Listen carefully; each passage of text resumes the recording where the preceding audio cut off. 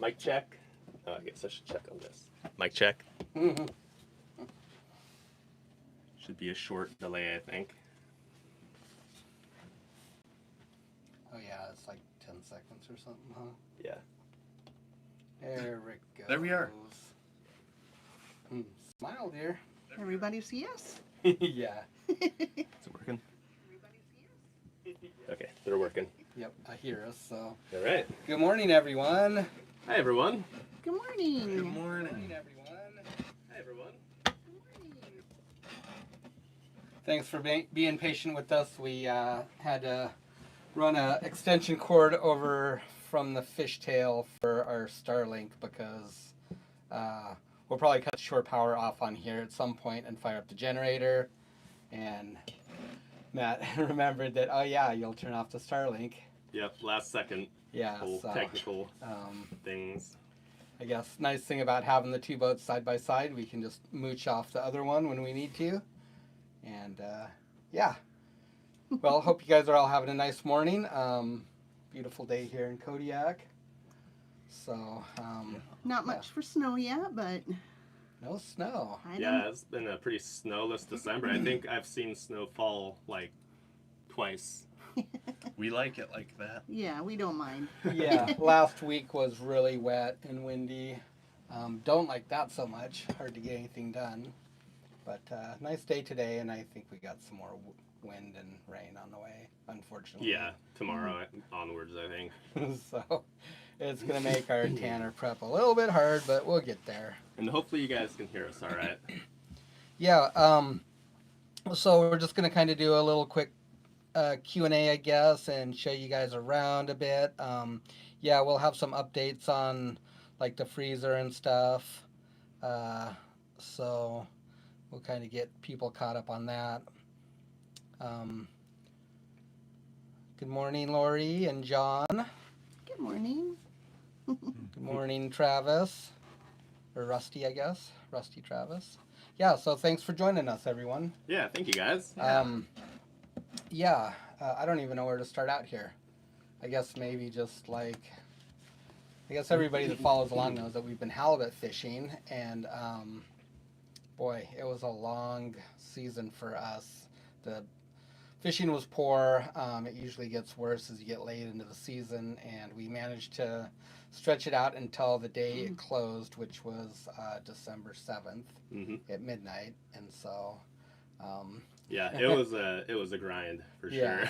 So we'd finished up on this boat with the least quota we had on here, and a walk on, just a IFQ holder that comes aboard and any fish's quota, but they have to be present on the board.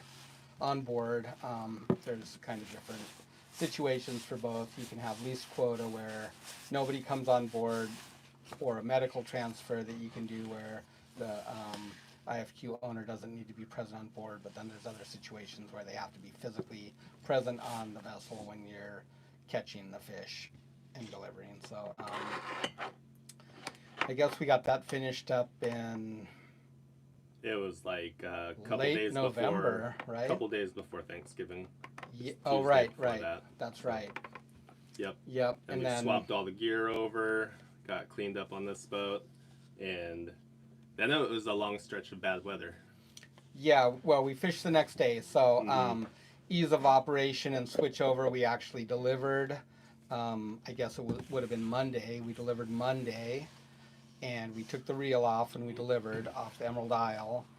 After we delivered, we went over there with the fishtail. We put the reel on, and the next morning we were setting gear on the fishtail and catching halibut. So we've got a good setup. Just like we planned, super slick to switch between the two boats.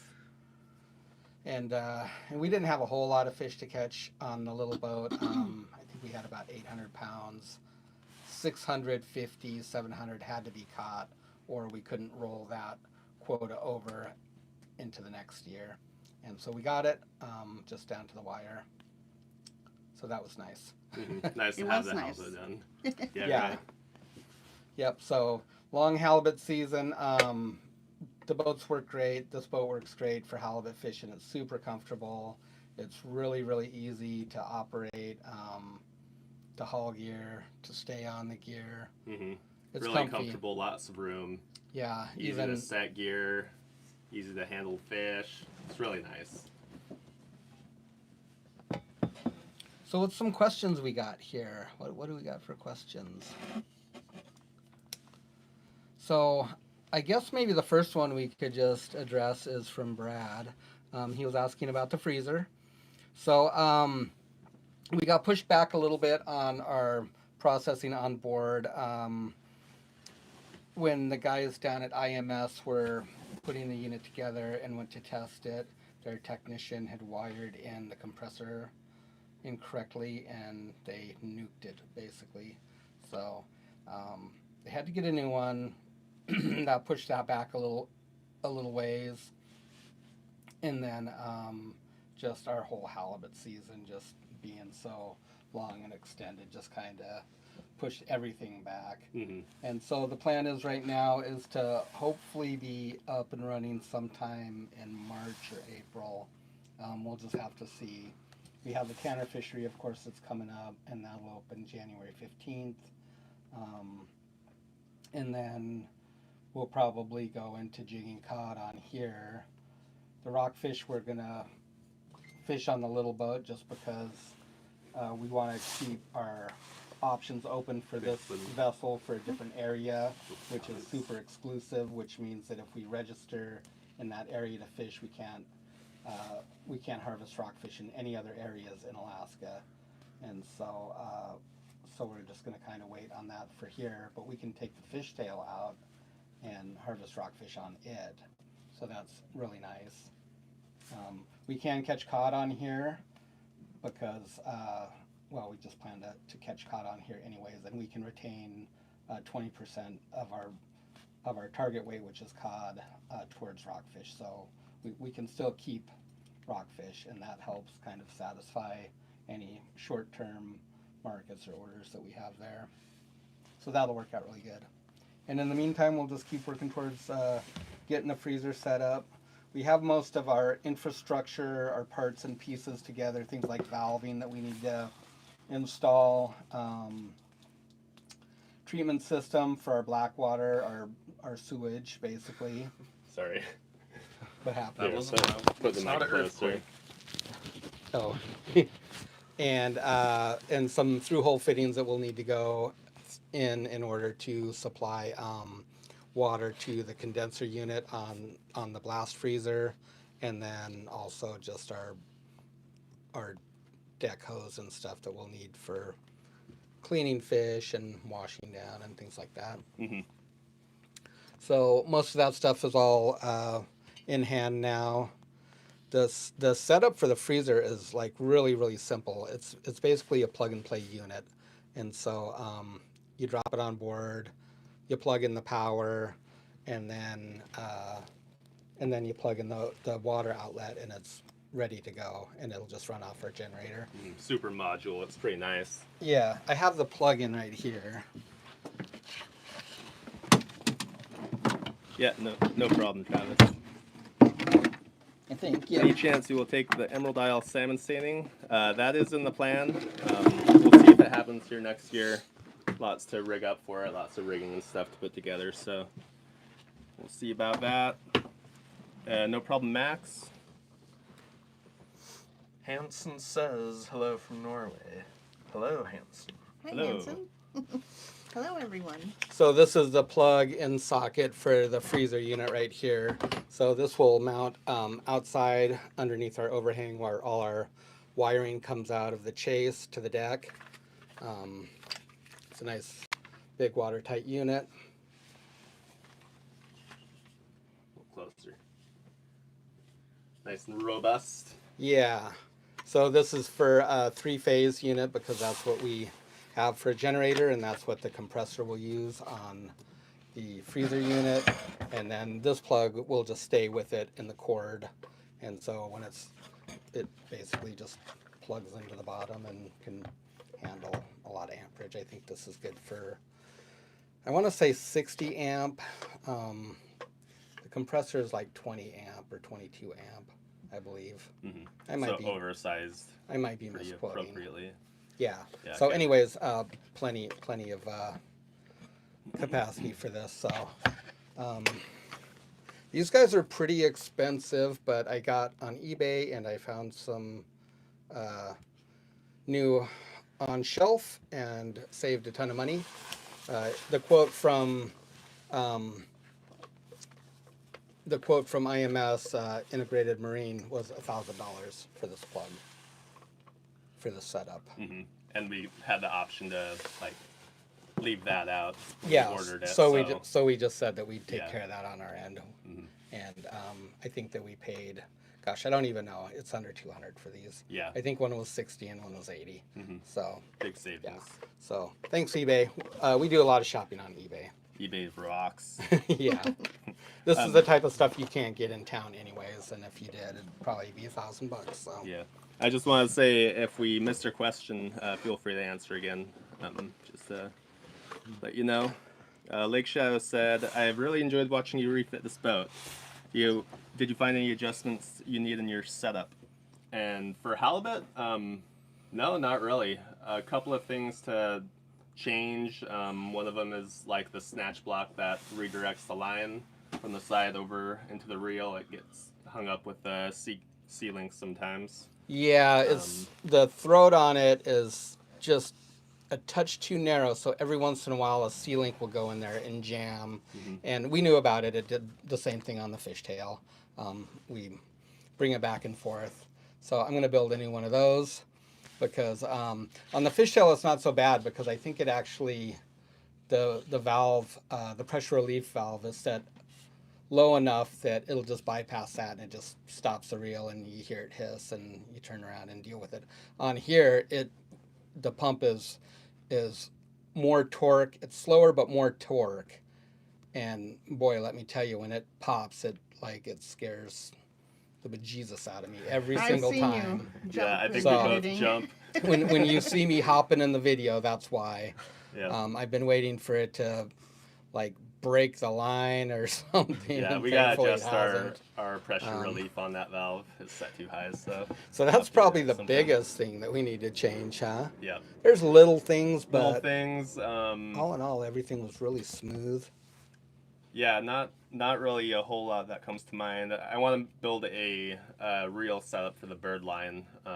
Basically, just a spool that will attach to our jiggers, and then we just plug the jigger in and turn that on and reel in the bird line. That'd be nice. And then that makes that easy, keeps it from getting hung up in our hooks while we're trying to set the anchor and stuff. Yeah, it's especially annoying when we're just two men Yep. on the boat because Matt's out there solo and I can't go back there and pull it in or anything.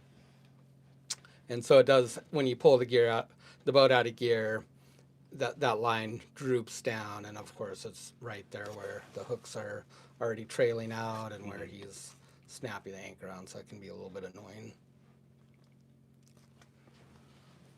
John Meeks, what is the difference between snow and tanner crab? That's a good question and one we get a lot. So what is the difference, Tristan? Do you know? So I think like snow crab is just like the umbrella term, like that encompasses like multiple species, and like tanner is bared eye crab. It's like it's under that umbrella of snow crab, right?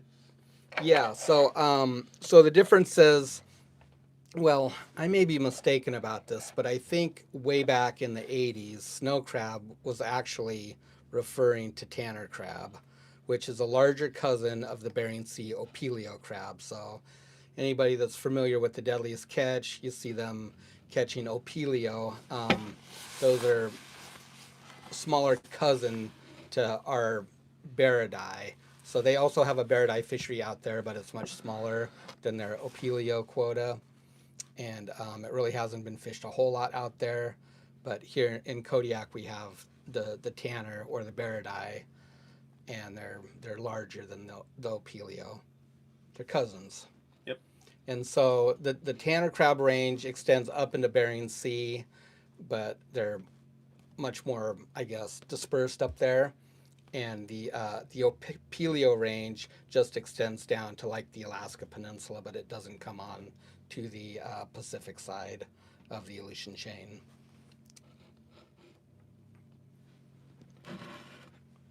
Mark Urick says, "Hi from Lincolnshire, Great Britain. I love your channel."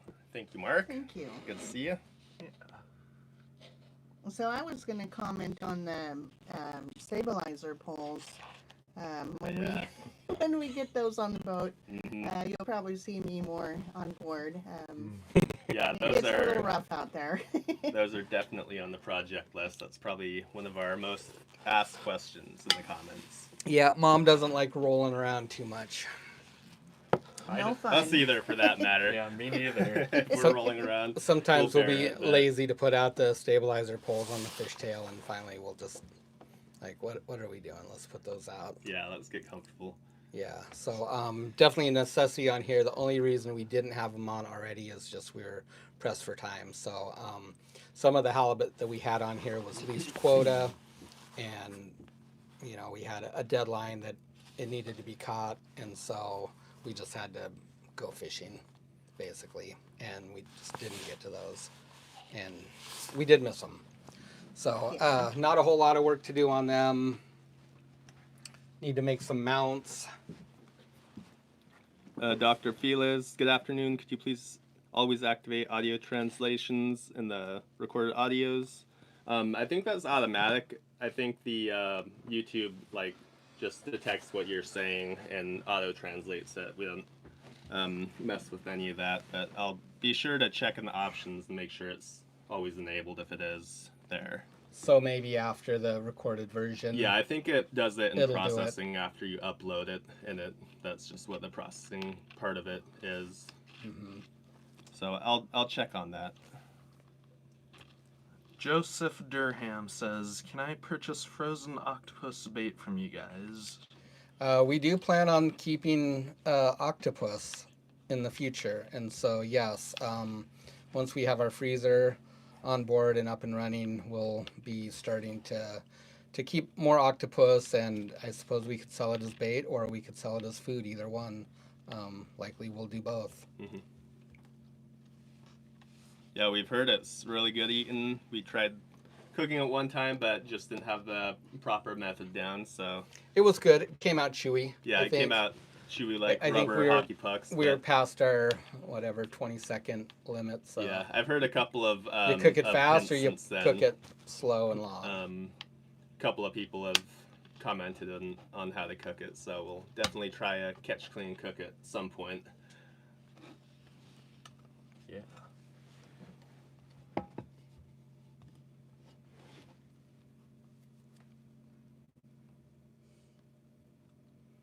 Yeah, we will definitely get the stabilizer poles on before we go crab fishing, Lynn.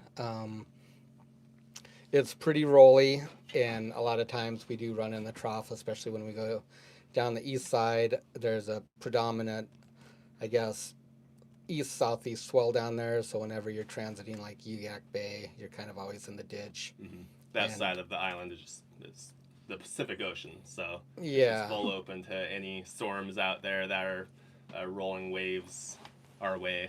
Yeah, and the one video that we went down and it was really rough, that was just a pretty short section, but then we were kind of quartering off like our port bow on the way up into the bay, and it was pretty rolly. It would have been nice to have stabilizer poles there. I know a lot of people were getting seasick from the land watching your video. Yeah. So the reason it was like so stacked up, and it never really translates that well. It always looks a lot smoother and nicer on camera than it does in real life. But we were actually headed down there on a really big ebb tide.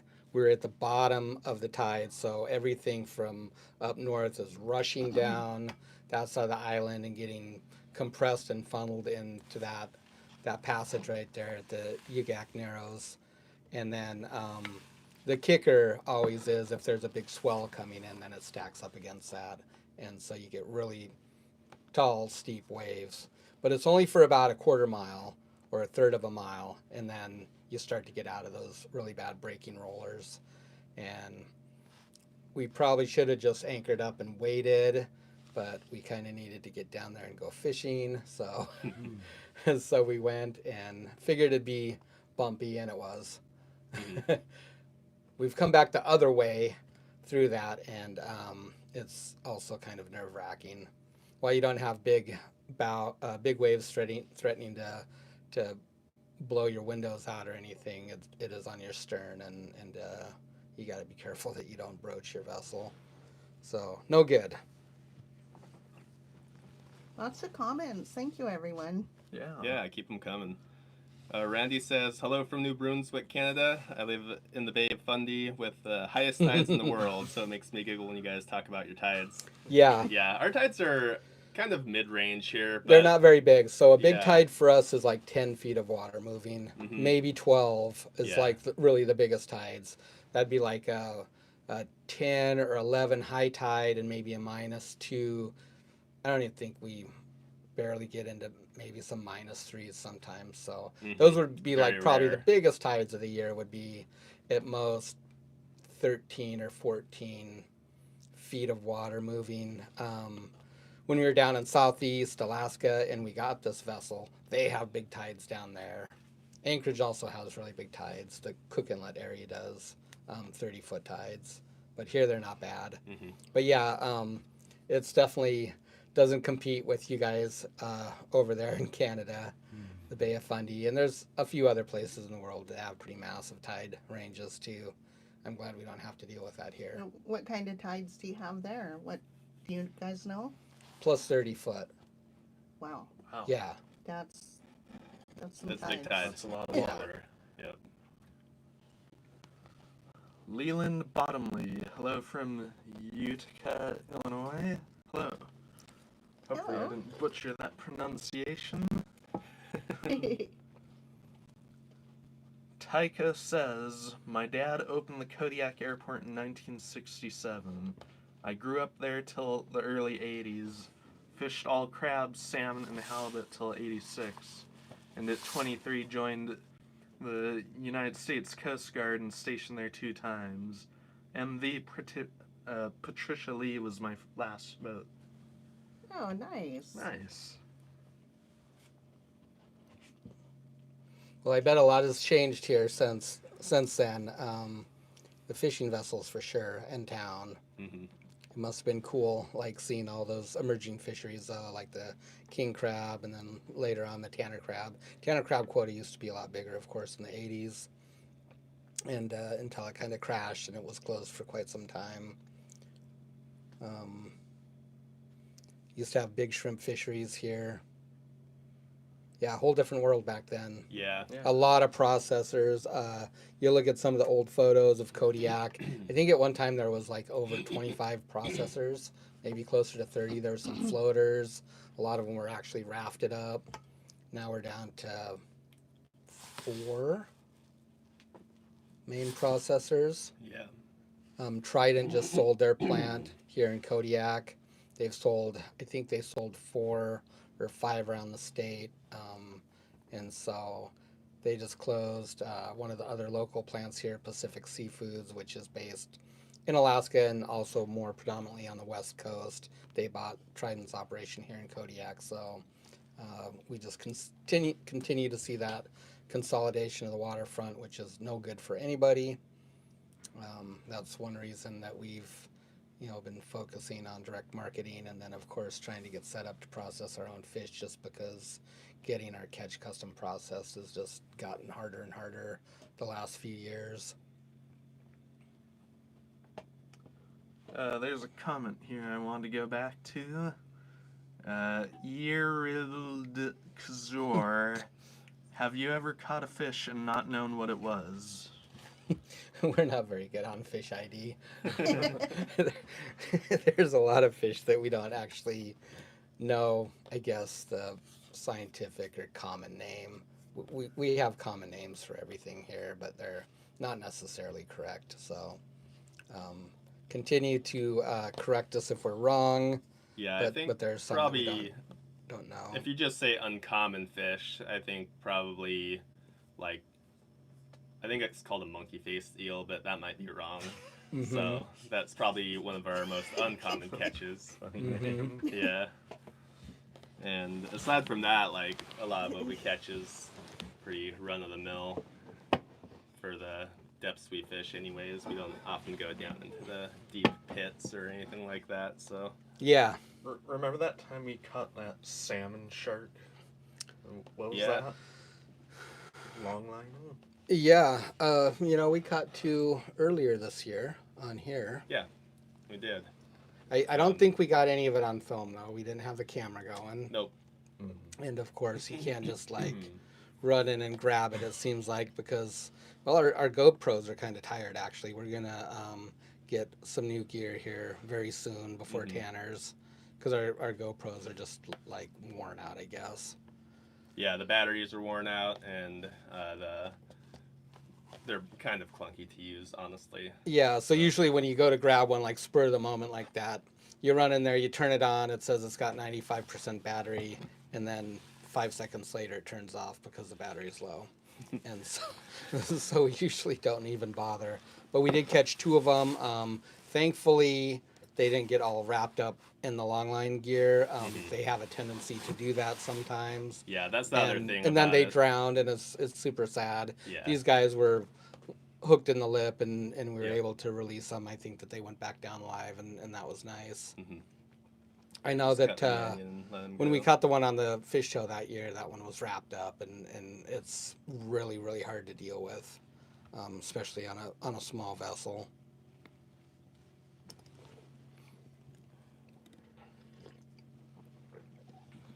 Aw, Gloria. Jeff Boster says, "Oh, Thomas Carey oh, it's a had octopus at a fancy restaurant in San Diego. It was like chewing on a flavorful inner tube. I think that was our experience. Definitely yummy, a little chewy. Pressure cooking is probably the way to go, or a long simmer. Yeah, we'll work on that. We'll get some good recipes. AK Don, Merry Christmas to the EIS family from Don in Anchorage. Merry Christmas to you too, Don. yeah. Aw. Merry Christmas, Don." Back to Jeff Boster. Happy holidays, everyone. Just wondering, how many left-handed halibut have you harvested over the years? Still looking for one myself. Just curious. Yeah, I've seen Thanks. none in my time. Well, what is a I think I've seen 2 before we got our boats. Mhm. When I fished on big fishing vessels. So they'll quite literally be left-handed. So you're used to like the tail being this way and the gill plate being this way and lifting it open. It's backwards, so the gill plate would Oh, lift on the open other from this side. side, and it's weird because like you go to clean it and you know something's wrong, but it takes like a minute to figure out like what's going on here. Um, That would be one weird. for sure. Yeah. That's weird. Maybe Totally 2. So does that mean their dark side is on the opposite side? So then? yeah, if you flip it over, then they're easy to clean, or that it's more normal to clean them. It feels Mhm. normal. So it'd kind of be like, yeah, it'd be weird. That'd be It's weird. backwards. It's like really hard to clean them. Good question. Yeah. Very good question. So and that was out of millions of pounds of halibut on the boat that I fished on, that I first started fishing on. That kind of goes back to somebody else's question too. Joseph. So I started fishing and it would be 89, Yeah. I guess. The first boat I started on as a $100 day guy, and then worked my way up from there. Fished with them for about a decade on that vessel before it was lost at sea. And we fished back in the Derby days when halibut was a 24-hour opener. It was open entry, which means anybody with a boat and a permit card could go out there and huck some gear in the water and Mhm. make their fortune. Some did, some didn't. Yeah, It was crazy. It was a crazy time. There's a lot of money in this Dangerous. town. A lot of people got hurt. Lives were lost. It was a whole different world than now, that's for sure. And so, out of the probably millions of pounds of halibut that we harvested over those several decades, yeah, I think saw one or two halibut like that. So interesting. So that's when I started fishing, was in '89. And then, of course, we got our boat. We got the fishtail in 99? 98, 99. 99. 99. And then we started fishing together as a family, and we were able to pretty much quit fishing on bigger boats. I hopped on one every now and then, went out with somebody, but for the most part, it was just us on our little boat. And so Matt started fishing at about 8, I guess, on there. Yep. On and off, but he'd gone with us on some trips on the other boat. Same thing with Tristan. He went fishing when he was like 2 months old on one of the bigger boats, and then with Working us, hard. and then with us on our little one. Yeah. And So you said $100 day, guys. So that's just like a flat payment. flat rate. Yep, $100 a day for every day you fished, and then if you worked really hard, and the crew was generous, and maybe they did good, then they'd give you a bonus. And so, yeah. And back then there was a lot of gear work involved, a lot of prep time for our fisheries. So it really wasn't uncommon to work for a month or more without pay at all. Not just as a $100 day guy, shorter for them, but definitely as a crew, there could be It's a still like month. that too, right? I mean, for salmon guys and stuff. It is, yeah, it is. I think it depends on some of the boats. As You know, far it's as different working. in everybody's situation, but there is some guys that put in a couple of weeks of work before fishing. It's not uncommon. There's stuff that needs to be done. Randy said on the tide the average of 50 to 55 foot. Oh my Wow. gosh. Huge. Wow, Yep, that's that's big. big. That's Yeah. 5 times more than ours. Yep. David asked, wondering what weather app service we find most accurate in regard to wind speed and direction. We use Windy TV or TY. Mm-hmm. We find it as, I don't know, like probably Spot on, 95% accurate. It's A couple of incredibly days accurate. It's off, but not Yep. by much. Yeah, that one works really good. And then we kind of cross-reference it with National Weather Service. They put out, the weather every day. Having Starlink has been really a game changer for both of those because we can just access them now anywhere we are on the island. So that's really nice. Before, Anita would always just send us like the weather over our inReach. And and at one time we just had a cell phone, a sat phone, and she'd call and give us the weather. But you always had to try and jot it down and get it right. Yeah, so Windy TY is really good. Kind of cross-reference it with National Weather Service. Down the east side of the island, there's a wind gauge at the launch site, so we can check that that app right there and get an idea what the weather's doing at the launch site, which is kind of in between of everywhere we go, I guess, on the east side. So that's hopeful.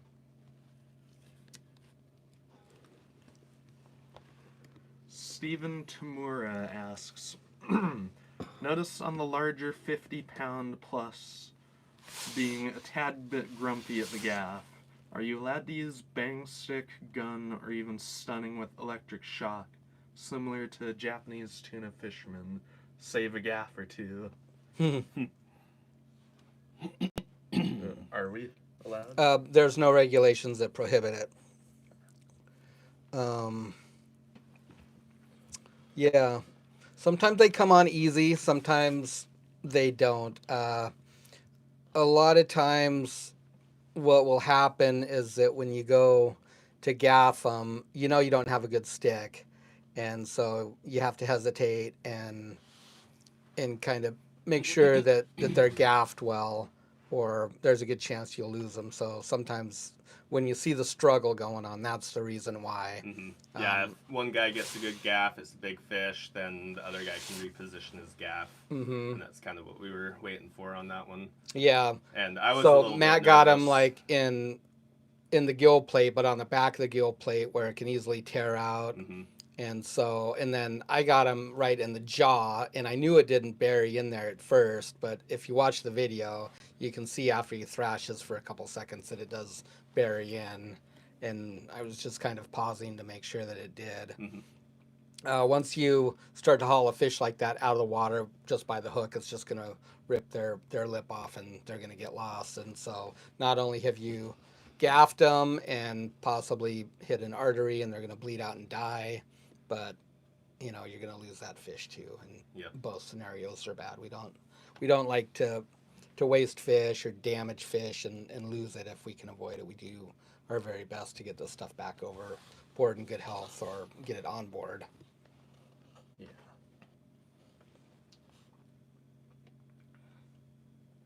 Hi, Cindy and Dave. Yep, we're shooting for sometime in late March, early April to be up and running with the freezer. That's pretty subject to change. A lot of it is going to depend on our cod fishery here and how long it runs. We really need to maximize our fishing on that this year and just get as much that we can. Most of that fish is just going to be delivered to a local processor, and our goal is to stay out and get as much fish on board and delivered as we can. So that fishery can run a couple of months really when it starts to ramp up, and so that's going to kind of have some bearing on when we're up and running for our processing. Carol says, "Love seeing a close family business. Never missed a video." Carol from Vermont. Aw, Thank you, Carol. thank Yeah. you. Thank you to everyone.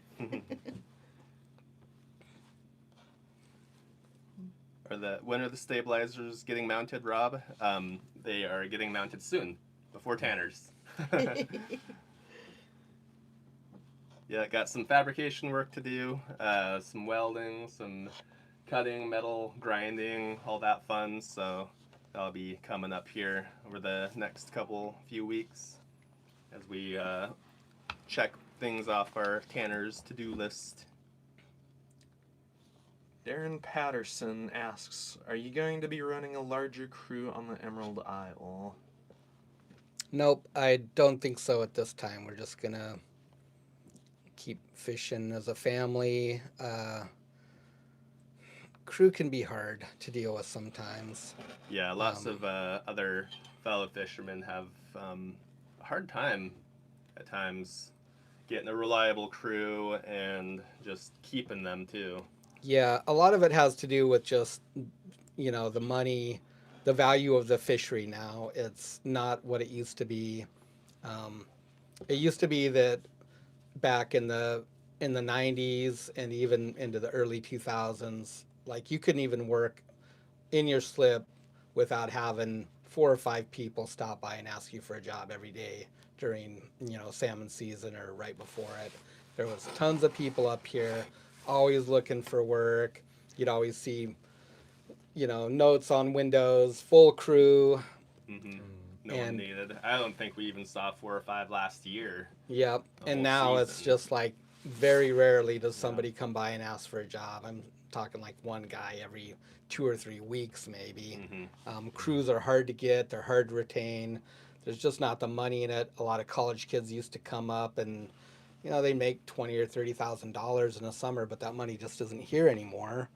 And a lot of them now are just, they can make more money, you know, at a restaurant or something, doing a different job and not have the risk. So probably not hire a crew anytime soon, just because it kind of breaks up our family dynamic, and then just another person that you have to deal with.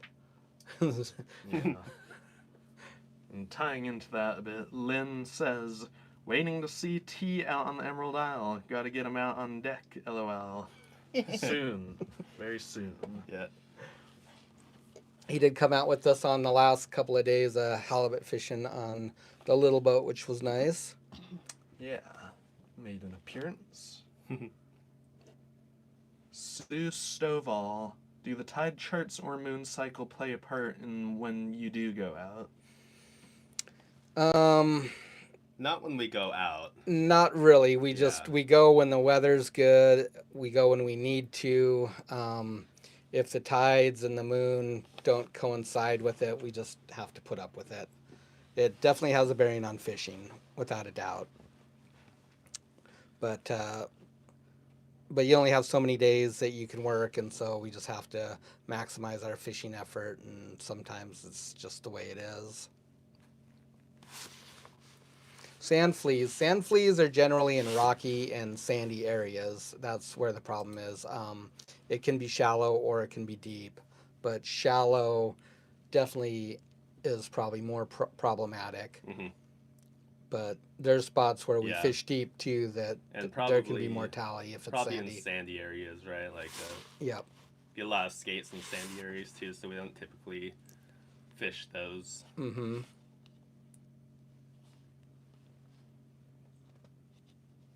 Roberta says, "Hello from the North Pole, Alaska. Love watching your videos and chatting with you on the phone. We wish you all Merry Christmas. Merry Christmas to Merry you too." Christmas. Roberta.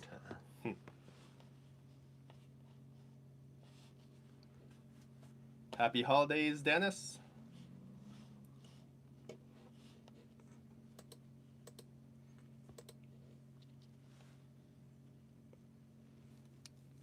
Yeah, cotton candy. We do sell halibut. We've had a hard time keeping it in supply this year, just because of the processing situation around town. There's really only one plant that custom processes now, and they get really, really busy in the summertime and late fall with sport fish, salmon. You know, all the charter guys bring their fish in. They just get flooded, Mm-hmm. and so it's very problematic to get fish in there and get it processed in a timely manner. So halibut is a little bit tricky for us. We can't actually process on board. At some point, we'll just be putting in a small processing setup on our property at home where we can land the halibut and then we can cut it and freeze it ourselves. For now, we just have to put up with the processing situation here, and so at some point we'll have more halibut. Yeah, a more steady supply. Can I send my?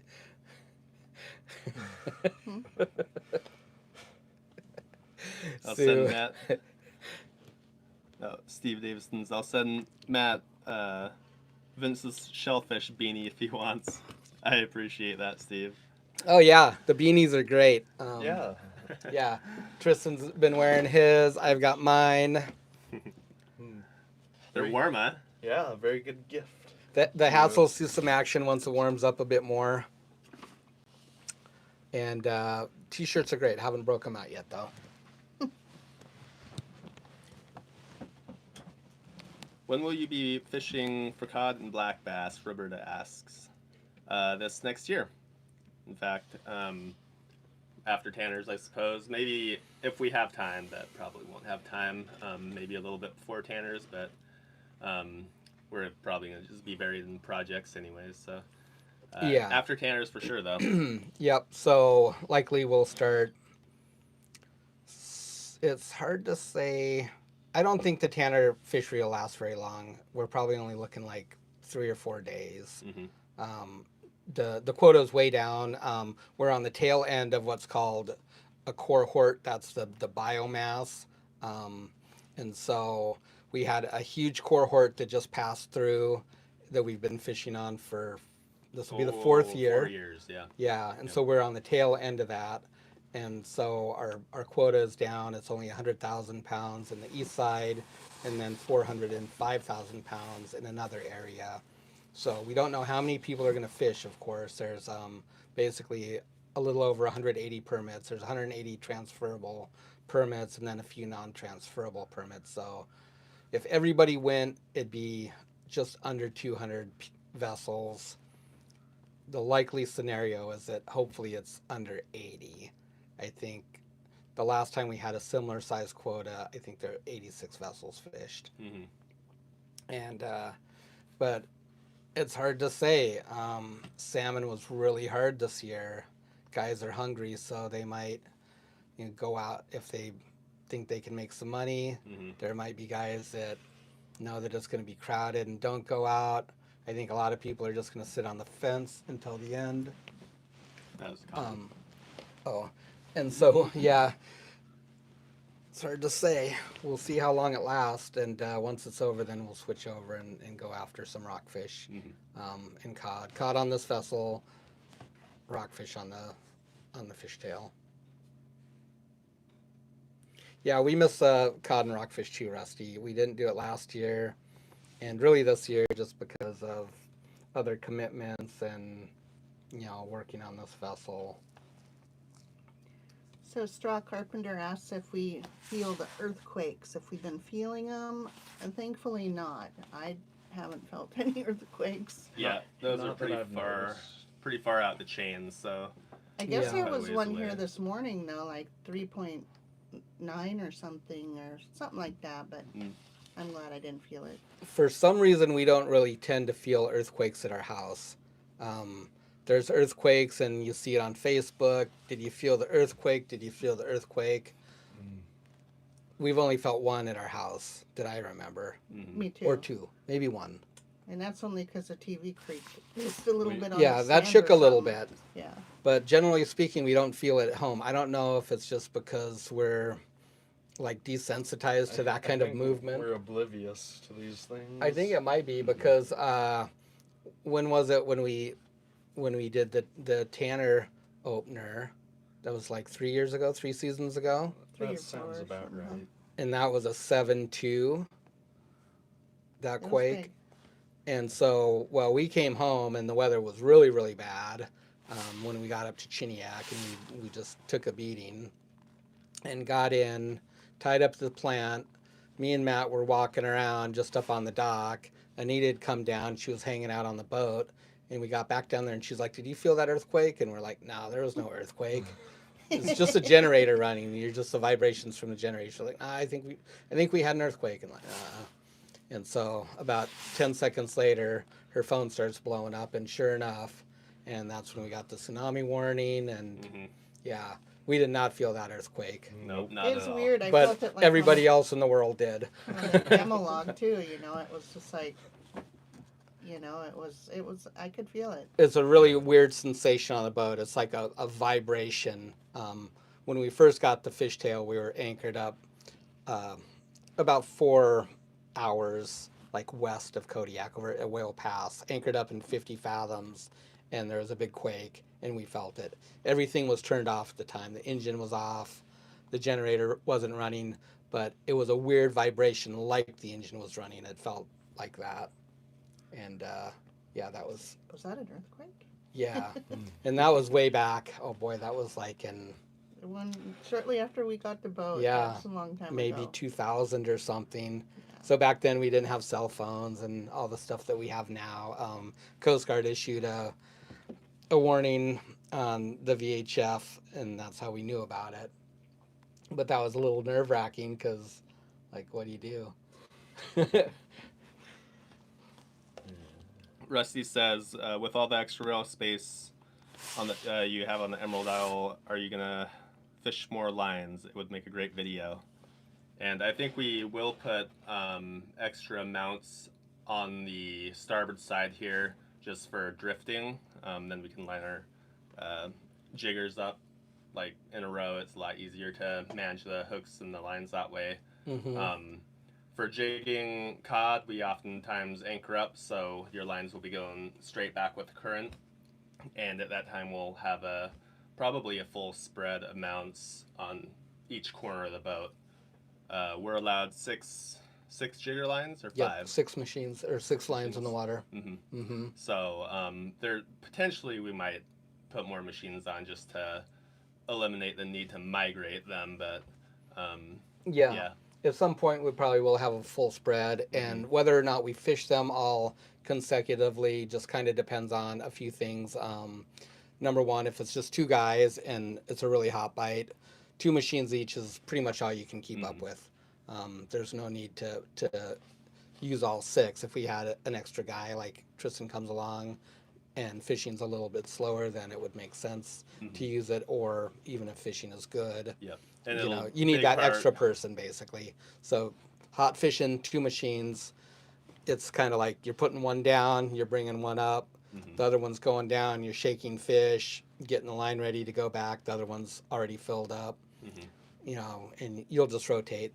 When the cod are really thick and schooled up, you can have 10 cod on your line in a matter of less than a minute on every hook. And so it really is just up and down like that. And also, it depends big on the current too. Like, you can't put too many lines down. Yep. They'll cross over, get you tangled up and stuff, and yeah, it'll make a mess. Tangles are a killer for production. Yep. It just stops you dead in the water. Hey, Gold VP, glad you could make it. Howdy, Gold. Yeah, See ya. Hi. that'd be awesome if you could come up. We'd like to go down there and do some prospecting with you too. Level 1 skeleton. Always enjoy watching. Keep up the great work, guys. I love that name. I think I remember you from the last live stream. Level 1 That's a good skeleton. name. Robin C, I love watching your videos. They allow me to de-stress and enjoy. Well, thank you for watching Aw. us. Yeah. Thank you, We're everyone. glad we can provide some stress relief for you. We feel the same way about other YouTubers. Yeah. We're pretty big YouTube fans. We watch a lot of different channels from a lot of different areas, I guess, around the world, and it's kind of the same for us too. Mhm. Some of it's to learn about stuff or subjects that we enjoy, and some of it is just to like De-stress and de-stress relax. and chill maybe out. watch somebody else struggle for a while and you know, cheer them on. Yep, for sure. Yeah. Rob will be jigging both EI and fishtail. Emerald Isle for cod and fishtail for rockfish. So Lynn asked what the most profitable product species wise. Boy, that's a hard one to say. They can all be really profitable, and they can also be not so profitable, I guess. Sometimes you can go out and you can catch 2,000 or 3,000 pounds of halibut a day. It's a lot of money. Of course, there's a lot of expenses that also go with that, particularly like, you know, the quota that we're paying for, that we bought and we're paying for. Or leased quota, where you're given 60% back to the leaseholder, the owner. But it can still be good money. Tanner crab has been a lot of money in a really short time. Also, a lot of risk, I guess, goes with that. Cod and rockfish can be good money too. Mm-hmm. Cod's down, the price is down, but it's rebounding a little bit. It was 25 cents. Oh, there's rain. It was 25 cents at the beginning of the year. I think it's bumped up to 32, I think. 32. Yep. Hopefully it climbs back up a little bit more. Mm-hmm. That would be nice. In the past, it's been like 40 cents a pound.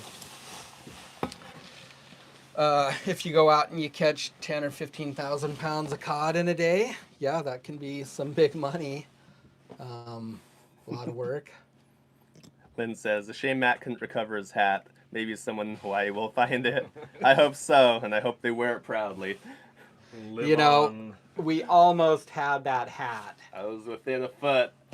I need a foot more of hook. Yeah, Matt scrambled up to the bow, and I passed him the hook stick, and he was right there, and I tried to power up on it, but we were just constrained by our line. Yeah. I was tempted to cut it. Maybe I would have if we only had a tub or two left, but we were right at the beginning of that set, so Yeah.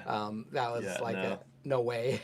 Yeah, it flipped off my head and it hit the overhang for the wave wall, and it bounced and flew out like 20 plus feet. So it was like I couldn't even scramble for the hook and grab it on that side. We had eyes on it for quite a while, and then Yeah. finally it's gone. Boy, it It's was some classic good footage though. I was glad I just hit the record button. It was and I so like, perfect. I was distracted looking at another boat in the bay, and it's all like turned back around, whoosh. Oh no! Yeah. Got a good laugh out of it. Yeah, for sure.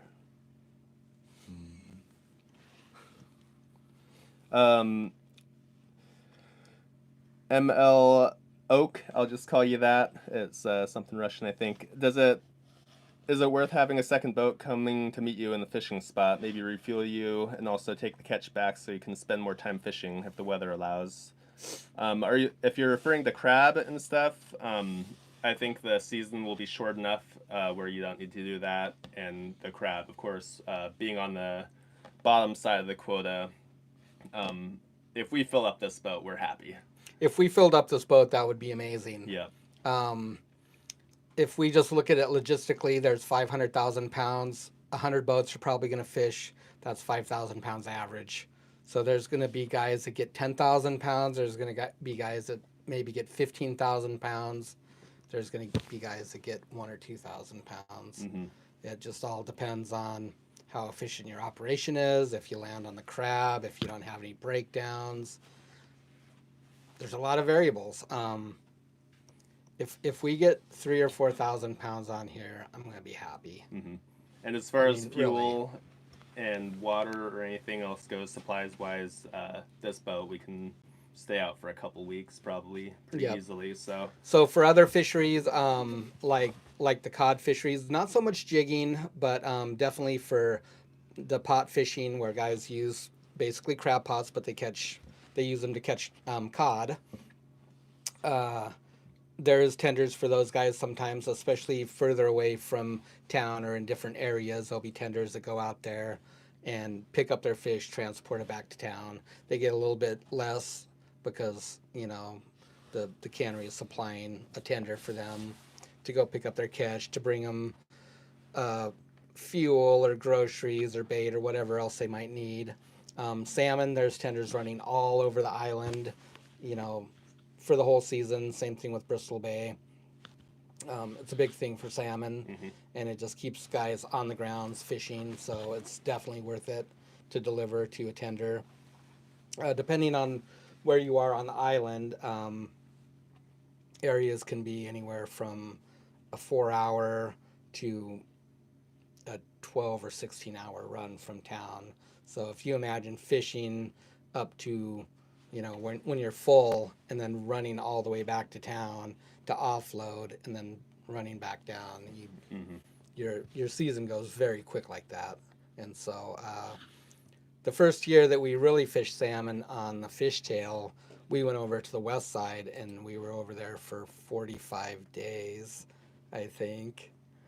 And yeah, that one was a long one. That was a long one. We didn't leave the boat for 45 days.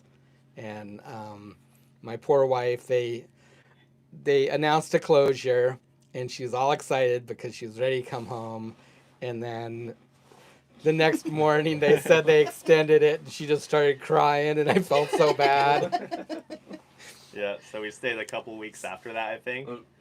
What was that for the salmon? For the salmon, I was kind of bummed a bit We too. both were. We're like making plans when we get home, and Yeah. But we were making money, and Not yet. Yeah. so that was a long haul. And boy, I tell you what, when you get home after being gone for that long, you really appreciate your home Yeah. and not hearing the engines running, and just peace. That was fun though. yeah, it was fun. We'll do it on this boat. We made good memories. That was fun. Cotton Candy Super Chad $2 and says thank you for replying. No problem, and thank you for the super chat. Yeah, thanks, Thank Cotton. you. Darren Patterson says, if you have a goal to inform and teach people about your fishery, you can check that off your list. Job done. Thanks, Darren. We're glad we could share this knowledge with the people. The kiwi fruit. Good morning from New Zealand, folks. Good morning, kiwi. So what are our hobbies? My hobby, I like to decorate. That's one of my hobbies. She's pretty craftsy. Every year she kind of like builds her own Christmas tree, which is super cool. Just over the course of like a month, I guess, before Christmas. So she'll start building it up, and every year it's something different. One year it was alder twigs that she put together and turned out really cool. This year it's like a tinsel tree with a PVC like trunk, I guess, and then she absconded with a bunch of my welding wire. and drilled holes in the PVC and stuck that in there with tinsel on it, and it's beautiful. I love seeing the progress and I'll just send and it. watch her do it. Yep. And then she's always in a hurry to take it back down, and I beg her to leave it up because I enjoy it so much. So I Mom, will. I'll have to insert a picture or something. For Yeah. you guys to see it. Mom really spruces up the house. yeah, Aw. she's always got a great setup, and I don't know if I really have hobbies. I guess there's just things that I enjoy doing. A lot of different things, I guess. Learning. Let me out. You gotta stand up too. A little shuffle. Little shuffle, guys.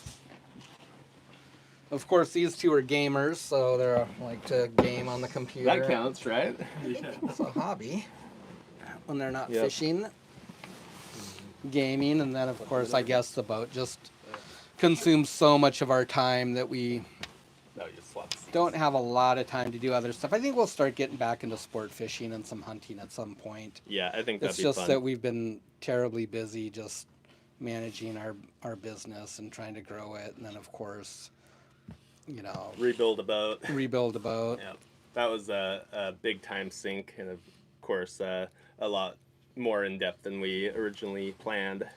Well, the work was planned. We just didn't know we were going to do it all at once. Yeah, And I'm Yep. glad we did, because there was a lot of things that needed to be done in order to participate in fisheries like crab fishing and eventually salmon fishing. Mhm. For salmon, nobody really dry ices their catch anymore, so you need to be able to pump the boat out from the tender.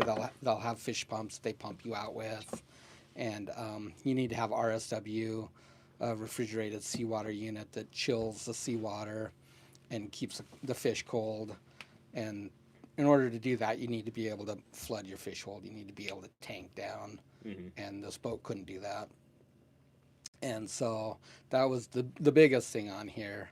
And then, of course, a multitude of other things too. Mhm. Some Kind of them a lot necessary, some of them a just lot of deferred working maintenance towards on some things and getting Mhm. everything back up to kind of our standards that we feel good about, safety wise and just quality of life stuff too. Yeah, some of them were definitely deferred maintenance. Some of them were, like projects that will benefit us in the future too. Mhm. And so, kind of looking at the big picture. Yep. On that subject, Pezter says your engine noise seems to be greater in the video than with the new boat. Anything you can do about that? Yeah, we're gonna put some sound control, sound deadening stuff in installation and whatnot. That's all got its own list as we go on here. Yeah, Of course, it's annoying in the videos. We edit and we try and kind of tone it down, but it just is what it is. We'll work on that as we go forward, and hopefully it comes through a little better on video, I guess. yeah. A lot of it is, a lot of it's probably coming down from the cowling from Mhm. outside. But we have used a decibel meter in here. It's within safe limits for us, so you don't have to worry too much about us going deaf. It's 74 decibels, I think. Yeah, that's what I read in here. Yeah, and that's cranked up. Outside, it's maybe a little bit more, but we're not really out on deck when we're traveling, other than just to go outside for a quick minute. Extending the exhaust out and away will help some. Insulating the ceiling will help. I was hoping to get some. Rock wool. wool, So yeah. rock wool is a really good sound insulator.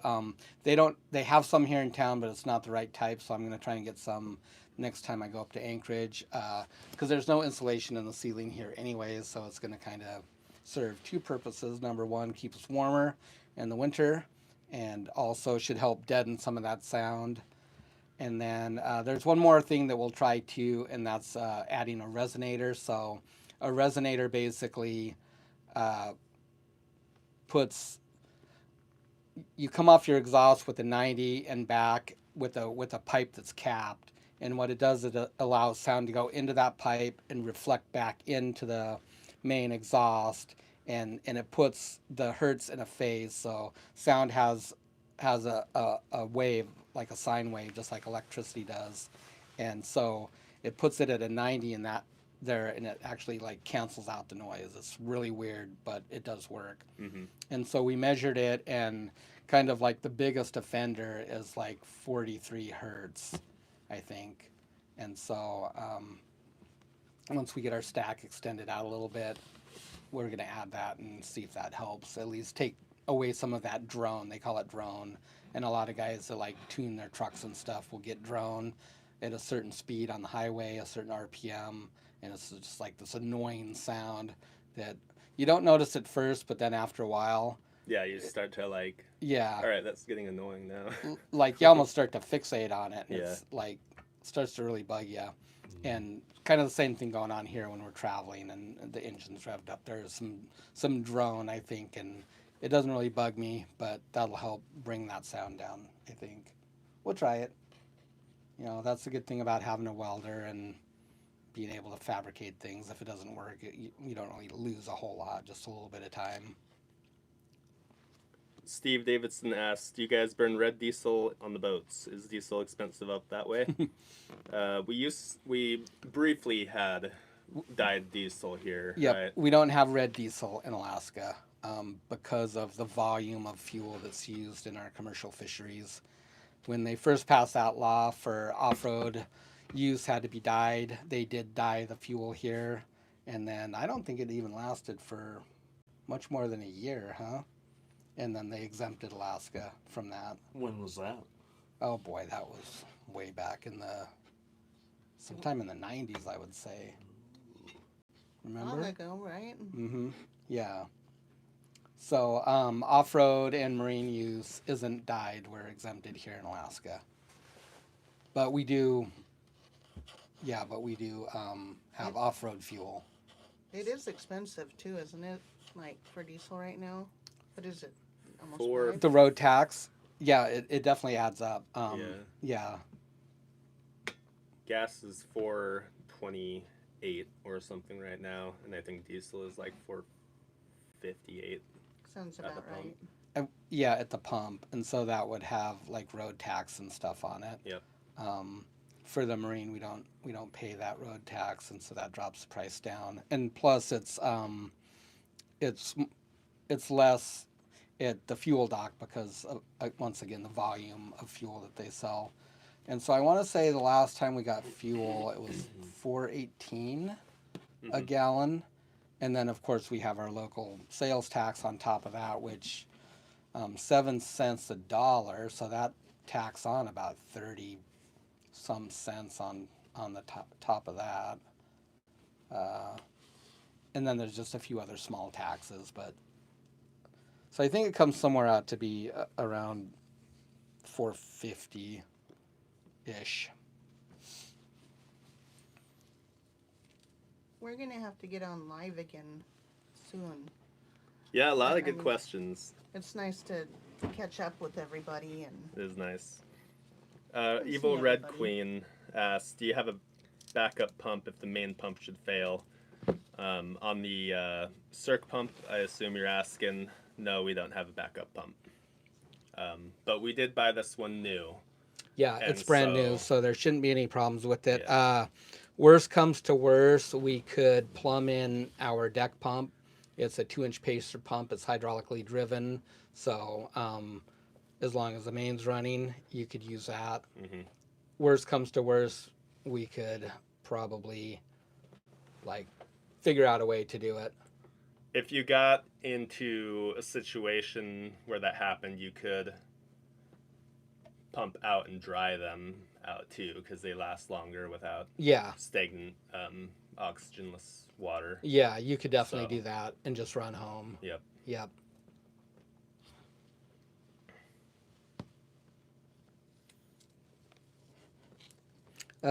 Drone activity. That's weird. I don't know what's going on with that. I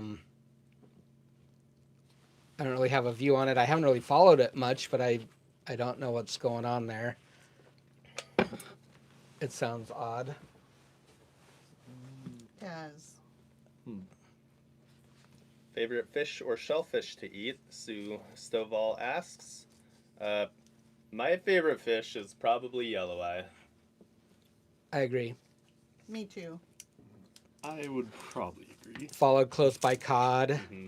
and then rockfish, and then halibut. Salmon, of course, would be like right up at the top there yeah. too. Yeah, yeah. I think. But I if think we're just yellow eye talking salmon, whitefish. rockfish, cod is my preferred order. Mm-hmm. They're And all shellfish, good. we don't really eat much shellfish here. There's red tide here. Um, PSP, it's called paralitic shellfish poisoning. So we can't go out to our beaches and dig clams, unfortunately, because they carry that toxin in them. Well, you can send off and You get can it send off sampled, for it, but but then you're just kind of like, yeah, I don't know. Scallops are good. There's too. still a chance that you're going to get some yeah, within that sample, and yeah. you So never know. You never want to risk it, I guess. As far as crab and stuff, we eat crab a little bit, but not that often. We'll probably have some tanners when we're done. Yeah. Maybe some dungeons next year. There's a good chance that we'll be dungy fishing some on here if we get everything put together well, and that's an opportunity that we have. King crab, there's a few king crab around the island. You can subsistence fish them. I think the limit is 2 crab per household per year for subsistence. We caught a couple last year down in Alatac when we were longlining, and yes, we did turn them back over legitimately. Yeah, If you we guys caught it follow us camera. if you follow us on Instagram, you'll see us hucking them back over. Yeah. I think that we maybe could have kept them. I'm still not quite. It's always like a little bit of a gray zone, I think. Yeah. Because you're fishing halibut. Likely, if Anita and Tristan were on the board, they would have been released alive. But I've always, I like my wife to enjoy experiences with us too. I'd feel kind of bad eating crab Yeah. down there without her. I'm jealous. Yeah. What? Without me? So yeah, those did go over. They were nice crab too. And so we marked that spot. One of these days, we're gonna go back down there and get some. That's right. Bring a pot with us. There's a couple around up here too. We got a female, a couple of tanner seasons back in UGAC. We got a few female right there. Mm-hmm. I think there's some males around the bay somewhere. Yeah, so they're here and there. And they're delicious. They're delicious. Aircraft 1 says, I'd like to see you guys battle a big halibut. It just so happens I put out a short today where we did battle a big one. I mean, we don't get huge halibut, but yeah, we drug that one on and got him. So I want to say that fish was probably like probably 100 a 60, anyways. 60 yeah. inch, something like that. Yeah. I don't recall. I suppose we could look. I'd have to dig through our records. The weight. Yeah. Mm-hmm. I think we had a couple of 58, 60 inchers on that trip. Yeah, that was a Something right in that was there. a nice halibut. It was a nice halibut. But yeah, we don't really get big halibut. They still get caught around here. If we can avoid catching the really big females like that, that's fine with me. I don't need bragging rights on halibut. The fact of the matter is that the ones in the 20 to 40 pound range are the best eating anyways. Just like kind of any animals, the older that they get, the meat gets grainier, it gets drier. Yeah, I just as soon see them stay out there. But the way the fishery is structured, if you're catching those, you're supposed to bring them on board, and so we kind of have to play by the rules a lot more than other guys might have to because we're filming it. We'll get called out by enforcement if we're naughty. Yes, we're gonna fish rockfish and cod this coming year, Austin. How many people are? Oh, 180. Wow, Yeah, lots of people Thank tuning you, in. guys. that's cool. David Vaughn, what is it? David Vaughn. Why don't you guys fish salmon anymore? Well, we're hoping to get this boat set up, right? Eventually. We are. So the big thing with salmon was Oh, I guess about 2020, the plants around town, maybe even a little bit sooner, 2018, the plants around town pretty much all had the requirement of having RSW on board, refrigerated seawater. So if you took ice like we did on the fishtail, you had to deliver it to town. So that really starts to limit your options to be an effective fisherman. Um, that and the fact that the fishtail is like really quite borderline to be effective as a salmon boat. I mean, we made money with it. It was good, but it's hard. It's very hard compared to a larger vessel. So that being said, we had to look at, is it worth it to invest $40,000 in an RSW unit on a 35-foot vessel that can only pack like 16,000 pounds of salmon and just be squatted? The answer was no, it wasn't. So that's when we started shopping for a bigger, larger boat. We had other things in mind like onboard processing, anyways. And so at some point, we will put that into this operation. We will buy that RSW unit. We'll start fishing salmon. It's just going to take some time because we actually have to rig this boat to fish salmon. We don't have the rigging that we need right now in order to do that. And so that'll come in time. The salmon fishery, you know, there's guys that make money. There's boats that do really well, but there are also guys that have been doing it forever and know all the tricks, and they have good crews and stuff. For us, it's a little bit easier to manage that we don't have to basically worry about other people's, you know, livelihoods like your crew.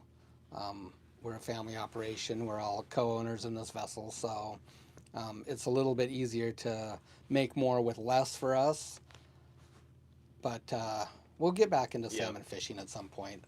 It might just be lower, small scale where we're just catching enough to supply our own markets, because I know you guys want salmon, and we do want to get back into it and supply, you know, our customers with salmon. Yeah, And that'd be the type of thing where we could have our RSW unit on board or not our RSW, our blast freezer on board on here and still, you know, sane. There's enough room on this vessel. Yeah. And it's the type of thing too where we're just going out and we're fishing a couple of sets a day and then we're cutting fish, which is fine with me. Yeah, I'd love to do that. To be really, really effective as a salmon fisherman right now, you need to be up at 4 a.m., you know, making your first set and fishing until 10 o'clock at night. And these guys, you know, they set out a net and haul it back in 15 minutes.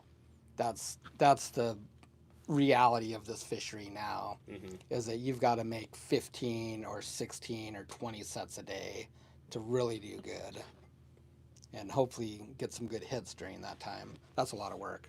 It's a lot of wear and tear on your vessel and your equipment and your crew.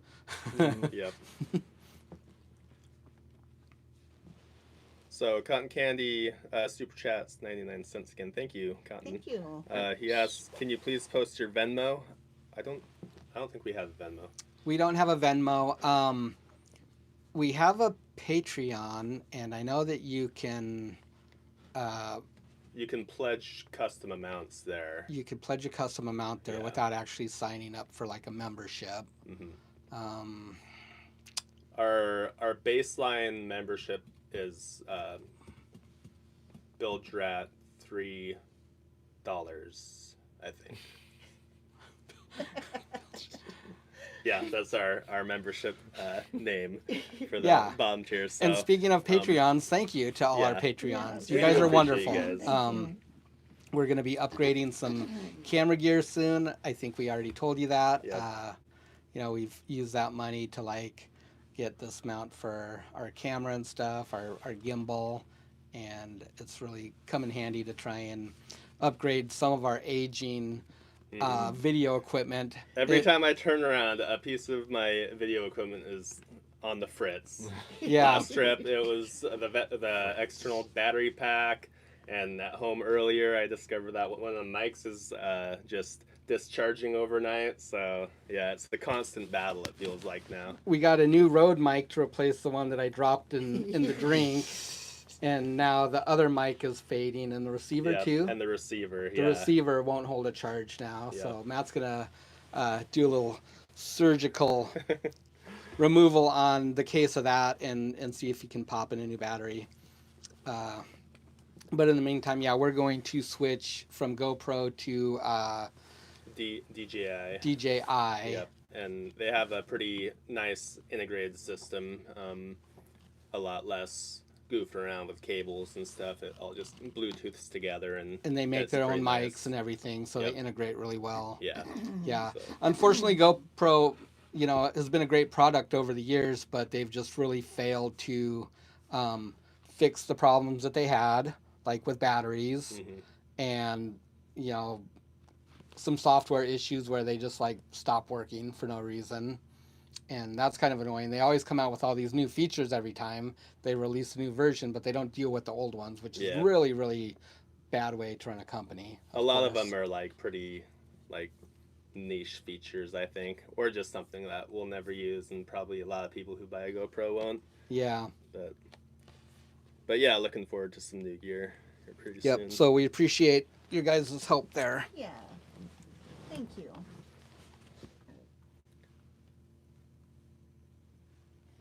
Yep, David, we'll be putting out our stabilizer poles to stop, the rolling. Didn't get to that before we went halibut fishing. They've been holding the dock down out here for the last year anyways, so just got some things to finish those up, and we'll be working on that here maybe this afternoon. I'm going to start working on those. Yeah, Rusty. We do watch our language for sure, and of course, it's a lot easier when it's a family unit. No need to get all angry or anything at each other. We hear some stories of crews, grumbling about their aggressive skipper and stuff, and happy to say that we're pretty blessed here that we actually enjoy each other's company, and it's pretty easy to control our language and tempers. Yep. And Mom does a great job editing for anything that does slip through. Yeah. Anything. And in We- general. We've Yeah. kind of figured out over the years, the only time you really have to yell or scream or shout is when someone's gonna get hurt. Mm-hmm. They're in a bad place, or something catastrophic is happening or about to happen, and that's when you need to scream to get somebody's attention. Otherwise, it just creates a terribly bad situation when you have deckhands that are gun shy because you've got a skipper that screams about everything. And so when there is something really bad happening, something going south, something breaking or whatever, they scream, their deckhands just freeze up, Mm-hmm. and people get hurt. And so, yeah. These guys are so mellow, though. They're like we've heard a well-oiled machine. You two work so good together. You Yeah. know? Without a Yeah, doubt, we there's all- operations that are much more efficient and everything, but at the end of the day, we're just usually 2 or 3 guys on here, and so I think we have a good setup for that. I can't wait for the stabilizer poles. Then I'll be out there. Yeah. I think you would have had fun No. rolling around, especially that one night we came back from Barnabas. That was a sloppy ride. That was brutal.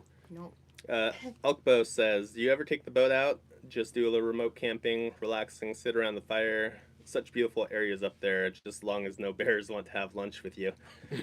Or have us for lunch. No, we don't, but we're certainly going to start doing more of that as we go forward here. Now that the bigger projects on this boat are more checked off, we can spend some more time chilling, I guess. Yeah, I think the first thing will be some subsistence salmon fishing next year. Definitely, yeah. We haven't had the time to do it the last couple years. I know it sounds terrible, but it's always like, by the time you go catch fish and you get them processed and frozen, like a week goes by, and we just didn't have the time to spare. Yeah, just been so pressed. And so next year, I think we'll probably go over to like Danger Bay. It's over here. It's about a 3-hour run. like Litnick or somewhere over there and put out the net and hang out for a few days. Hopefully we have our freezer up and running. We can just freeze on board, Yeah. do all of that stuff. Go out, have some fun, throw out some pots for Tanner crab because there's a few crab kicking around there still, and just generally enjoy it. Yeah. Camping on the boat. Tanner crab first, Scott, and then bottom fish. So Tanner crab fishery opens January 15th. That's if there's no weather delays. A weather delay is if there's a gale warning in the 48-hour forecast prior to it opening, then they'll push the opening date back one day. And then the next morning, if there's a gale warning in that 48-hour forecast again, they'll delay it again. And they'll keep doing that until I forget the date. After about a month, then it's just go fishing. Maybe it's 3 weeks or a month, I forget. So the weather delay is basically in place to protect small boats that have lots of crab gear on deck, up high, center of gravity compromised from getting in trouble, traveling to the grounds. And it's a good thing. It's a good thing to have in place. Couple couple comments here from Carlos Barrett and Aircraft One. They were mentioning they'd like to see more underwater footage. Yeah. That was some pretty cool shots. Yeah, I'm gonna try and get that this next season. I wish I could do it with the Tanners, but it's they're just fishing too deep. What about at the rail in the tank? Do we still have a GoPro that we can? Yeah, I'll try and get something rigged up for that because I think that'd be pretty neat. Yeah. We have dropped we dropped a GoPro on our Tanner putt before, I think, but we were fishing more shallow that time, if I recall correctly. No, it was deep and it just got dark. It was weird though because I thought that we had one in 30-some fathoms, and we've dropped a camera that deep for rockfish, haven't we? Or maybe it was like 20s. It's weird. It gets dark when you get down towards the bottom. It gets dark fast. So it need basically like a capsule, I think, and put your GoPro in there, put a light in there, and then it'll light up. I think that'd be pretty neat to do though. Yeah. Hopefully when we get some time we can work on something like that. Yeah. I think a commercial model is probably like out of reach, but definitely you could do something like that on a DIY scale, I think. Did I like my old hat better than my new one? I like them both. That one actually fit looser on my head, so yeah, I like them both. This is my fishing hat. That's what happened. That was my project hat, and this is my fishing hat. So the sea claimed it. And we got that hat from some lovely viewers too, from Cindy and Dave, and we love them. Midnight Sun. Midnight Sun with a $5 super chat. Thank you so much. Just Midnight because. Sun. Love your show. Very informative and learning a lot. Merry Christmas. Thanks, Midnight Sun. Merry Christmas. Merry Christmas to you too. Merry Christmas. He said Merry Christmas. said they were from Juneau earlier. Yeah, Oh, I nice. see that. Yeah. Awesome. Juneau was a lovely place. We had such a wonderful time down there. So we got this boat in Hoona, which is about 6 miles east, I guess, of Juneau. And then we went back to Juneau and we hung out there 6 for hours east. Yeah. Yeah. Or I guess 6 hours west. Hoona would be 6 hours west. And so Yeah. it was about a 6-hour run over to Juneau, and we hung out there for about 3 weeks, and we just went through every inch of this boat and got rid of a lot of stuff, cleaned things up, just kind of got to know the vessel as good as we could. And Juneau was wonderful. Yeah. Wonderful people. It's beautiful there. It's It beautiful is. there. We got lucky. For some reason, it was sunny the whole time for like 3 weeks. People said that that's like unreal, unheard of. The flip side was Kodiak was raining for 3 weeks. Our daughter was complaining about it. We do have a daughter. You guys have probably never seen her. She was in the chat earlier. Yeah. Oh, was Yeah. she? Pretty soon. Was she modding? Yep. Yeah. So once in a while she pops down here, but I don't know if she's been in any videos. Maybe one. I don't think so. I don't No. think so. Yeah. So yeah, she was complaining about the weather the whole time we were gone. It was just gorgeous down there. We had a great time in Juneau. It's a did. beautiful place. Yeah, it was. We hung out in Auk Bay. That's probably like one of the longest harbors in the world. We were like way out at the end. Yeah, It took 7 minutes for us to walk from the ramp one way. to the Yep. boat. One Yep. way, It yeah. was good exercise, but It we was. really did enjoy our time down there. I'd love to be able to take this boat down there and just check Cruise out around. Southeast, you know, Yeah. all of the That'd be cool great. places. The statue, like the whale and stuff, and Hmm. didn't we like walk around like old Juneau or Yep, something? old Juneau. We climbed up the hill some. Yeah.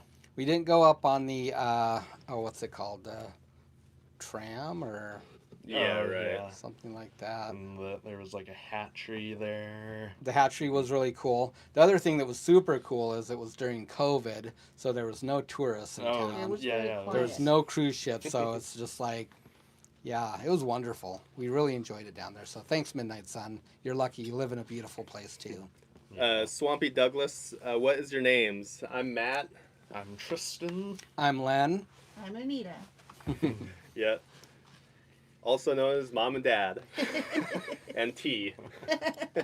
Mom and Dad. Yup. Scott, what about going after more herring in the Oh, spring to there's save Tracy. money on bait? Yeah, she is. We'll definitely hit some more herring this next spring. Hi, Trace. We Yeah. we had that good load there down at Gull Point on the fishtail, and I wish we had picked up more, but we had that bait for days, and it pretty much just used that bait for the trip. I don't know, but Yeah, we had some frozen stuff, and Yeah. we had a little bit of it left over for the next trip. We probably should have taken the time to pop in there on the way home, mhm. but we were pressed because of the weather. The weather was coming up, and so we were pressed to get home before it started blowing. I do regret not going back there though. We went back down. Was it about 2-3 weeks 3 later? weeks later, yep. And on the way down there, we saw this massive school. I guess they're white-sided dolphins. You guys have seen them in the videos before. I think We have a short. We There have was a a couple short- of shorts of them. the year and- before we were in Kaluta, in that giant school Yeah. of dolphin were in there. We got some drone shots of them. You can go back and check out that video. It was the year before, and there must have been over 100 of those dolphins. Easily. Oh, yeah. And traveling down there, almost the exact same time to the day, one bay over, there they were, and I think they went in there and they cleaned all those herring out. That's why they're in there. They're feeding on those herring, and wasn't very many herring around anymore after those guys came through. Nope. Here and there, but not enough to be able to get on them with the net. But they'll be back. Every spring, the herring are super thick down there in the spring. Mhm. Same thing. So we'll just keep our net on board. That's a nice thing about a bigger boat like this, is we can keep it on board. And even the fishtail, because we have multiple fish holds, so we just kept it in the forward fish hold and just brought it with us. So that's really cool. We're allowed to keep 1,000 pounds of herring for, if you're a commercial fisherman and you have a permit, you can keep 1,000 pounds of herring, bait herring. We can't sell it. We can't sell it as bait. We can't sell it as food, but we can use it for commercial fishing.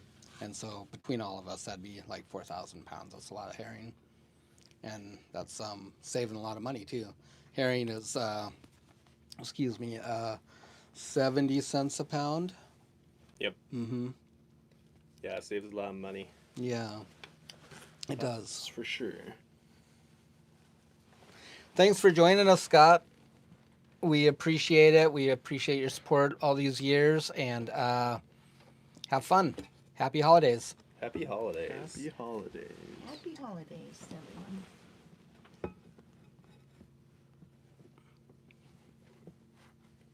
Any accidents or injuries on board during the years? Lars asks. Nothing Knock on major, wood, knock nothing- on wood. Yeah. I busted my knuckle open with a knife one year. I guess it was this one here. Bleeding fish, cut through my glove, down to my knuckle. That was kind of annoying. About the worst spot you can get. Healed up good though.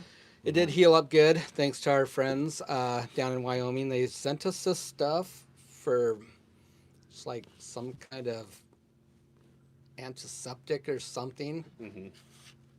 I've It's never like had a a- wound heal up that quick. Yeah. Yeah, we still have it over there. Yeah, so that was super No good kid. stuff. I'll have to dig it up and see what it's called. But yeah, super good stuff. There was that time Mom slipped. Yeah, I don't want to talk about that. So Todd says they're dolphins. I'm gonna have to look into that. Somebody else said that they were white-sided dolphins. I don't really know. Like I say, we're actually pretty lame when it comes to identifying like everything around here. I don't know why. I've heard Doll's porpoise as well, so kind of like Yeah, maybe a mix. have to get a couple of books or something. Yep. Yeah, we're horrible when it comes to that. I know what a halibut looks like. Kenneth Russell asks, how did you learn how to do all the work to build the boat the way you wanted it? A lot of it just, well, training from the fishtail. A lot of that.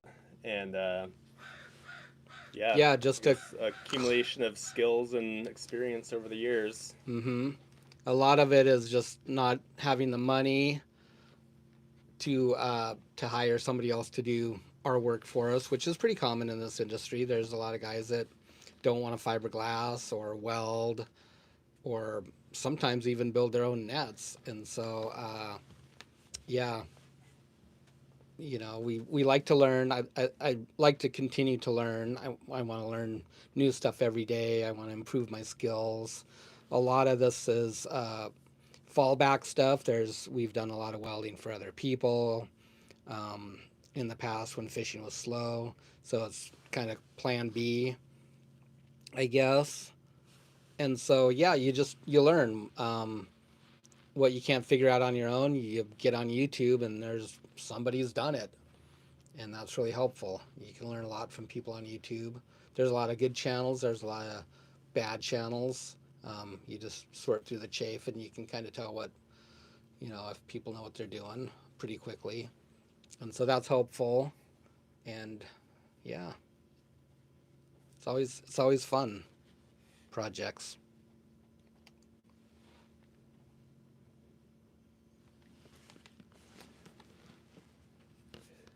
It must be a great day outside. The sunlight is strong. Can we have a pic? Carlos yeah. asks. Yeah, I guess we should probably walk around a little bit. We've been running for an hour and 40 minutes-ish, so... Good grief already. Yeah. That's it goes amazing. Fast. Yeah, so That's we why I'm better- saying we gotta pop on again soon. Yeah, so we were gonna fire. fire up and hose this deck off. I wonder if it's actually just thawed out now. It's probably thawed out now, so... I think some people have asked how we like our deck, if it's slippery. It's amazing. It really is. It has broke in now to the point where it's almost like your boots or your shoes are glued to the surface. Even with a little frost, of course, it's slippery, but it's not as bad as wood. The dock is definitely more slippery, and bare aluminum is definitely more slippery. And so it doesn't matter what kind of greasy baits or slime, fish slime, or whatever on the deck, like herring and pollock, and they're both very oily or greasy, and that stuff is slippery. But even with that stuff on the deck, It's not bad at all. yeah, you don't slip at all. And it washes off really easy, too. Super duper happy with it. And so in the wintertime, of course, you're gonna have problems with ice on your deck, no matter what kind of deck you have. You just blast it off with the deck hose. You leave the deck hose running and throw it on the deck, and you can keep it melted off that way. This stuff melts really well.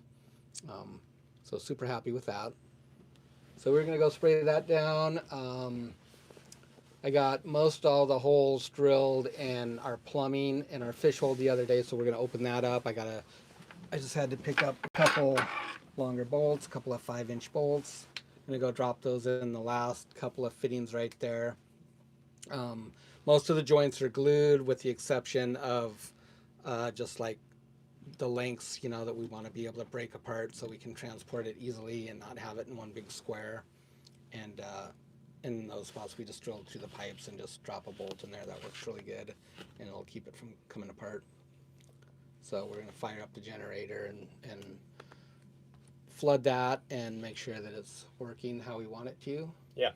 Got a couple little things to do down there. Got a pretty big list of stuff to do before Tanner's. Yep. Not gonna lie.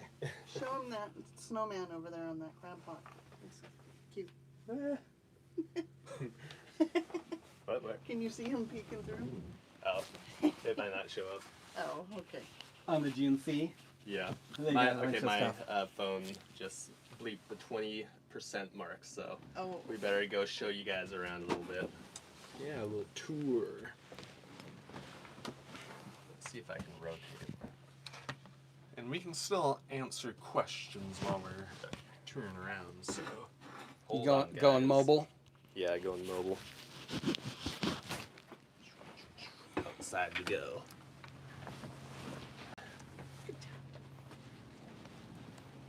Guess we can start up forward here on the dock. So pretty much everything out here is handled, more or less. We do need to pull off our rigging on the chain or on the winch here to just go over it, look over it good, make sure it's all good. Probably replace the chain on it. Up here in the rigging. Oh, hold on. Everything's good up there. The lights worked really good. Light up the whole kind of mountainside, I guess, if we're in the bay. We do have some rigging to build. Picking booms and obviously our stabilizer poles. That's where the bottom will go. And if you look up here in the mast, you can kind of see those crossbars are where they seat into. But aside from that, everything up the mast is good. Coming back here. Yeah, so our davit right here that we haul our longline gear off, our crab block will just go right here. So this is all ready to go, which is nice. We might have to make a longer pole right here to bring it back a little bit, but that's it. I don't know if we'll raise it up or not. That's all easy to do. Yep, it will just be a new cable that you see there. So, And a little bit longer pipe right there, easy to make. We've got extra stuff on the dock here. yep. And you can see if you look around some welding stuff needing finish, like the wave wall and the front part of it and stuff. Lots and lots of welding to do still. Little odds and ends to tie up, finish tying up. But the important part is that at least the deck is done. That was a big thing to do. You can see all the holes on it. That was a real long process to get that all knocked out. Yeah. So our cutout will go back in here.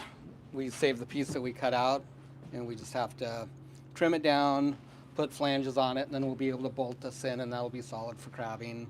We'll put a taller rail right here. Little things like that. Got our setting table here, which is going to become our bait table now.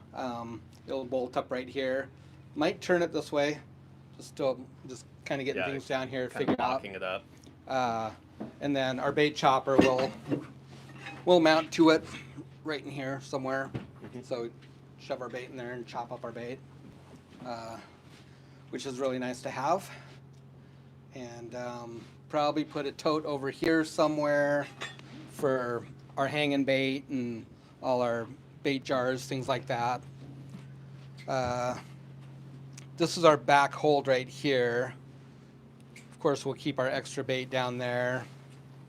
And so we'll probably put a tote like right here, because if you guys remember where we bolted our longline reel down, we've got these holes right here, and we've got big heavy aluminum supports here. So we'll probably take like a piece of angle iron right here and bolt that in, and then we can put a tote right here, and that'll keep it from sliding on the base, and then strap it to the rail.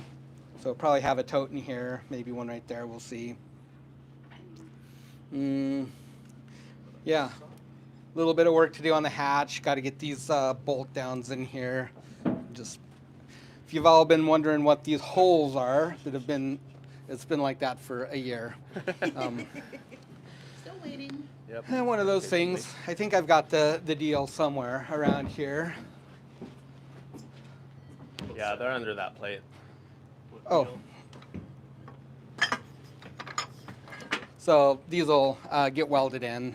So I just need to cut these out, and these come up from underneath, weld them in the top.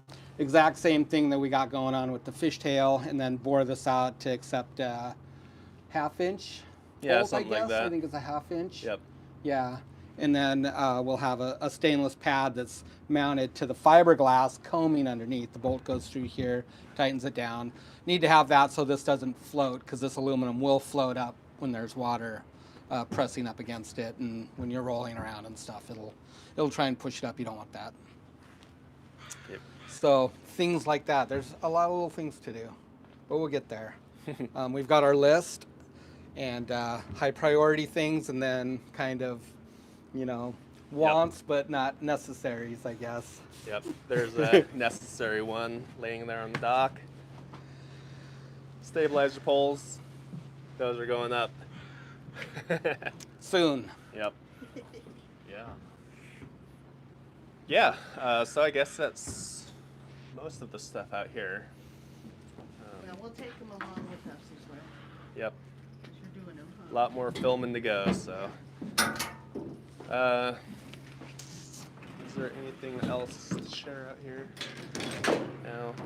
So gonna share working on the fish hold, but we're probably Yeah. gonna About running out of time now. camera's gonna probably die, and I reckon people have things to do anyways than hang out with us all day. Yeah. Is that a shared dock, Carlos? Yeah, it's shared with ourselves, I guess. That's our other boat there. That's the fishtail. So we can junk it out as much as we want, at least until the harbor master regs on us about getting it cleaned up, which they haven't yet. We're They're good pretty. to us. This Less dock than looks a lot better than it did last year. That's And true. we did get it cleaned up there for a while until we went fishing for the last of our halibut on the fishtail. So all this stuff will just get put over there again. And oh, there goes the Cameo. Boy, that's a beautiful seiner. So this is like what most of the big boys are like nowadays for seiners. That's the high-end operation. That's probably close to $1 million boat right there, guys. So we've got that question a lot too. Why didn't we just build a new boat? That's why. We don't have $1 million. We've got more time than money. Yep.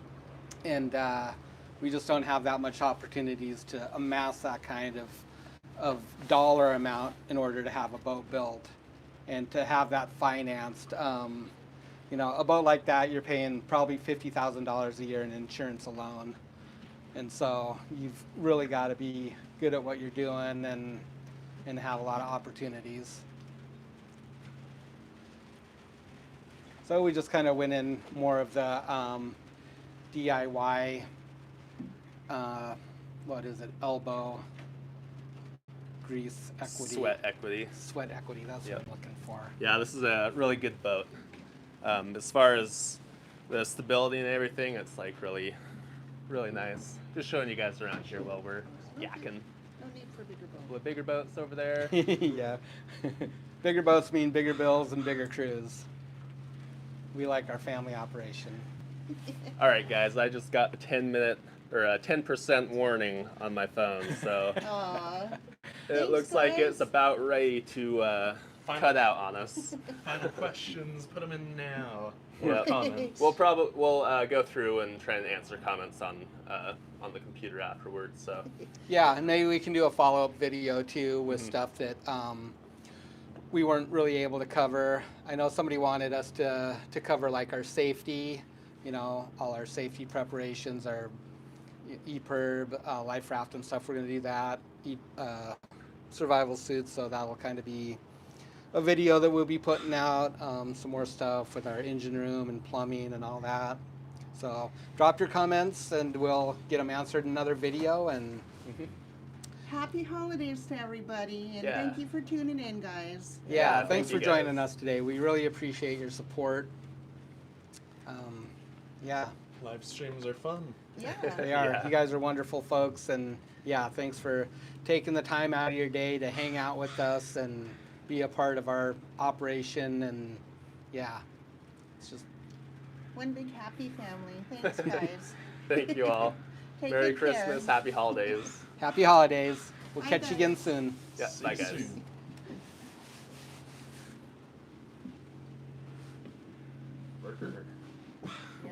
Yeah, this is getting cold.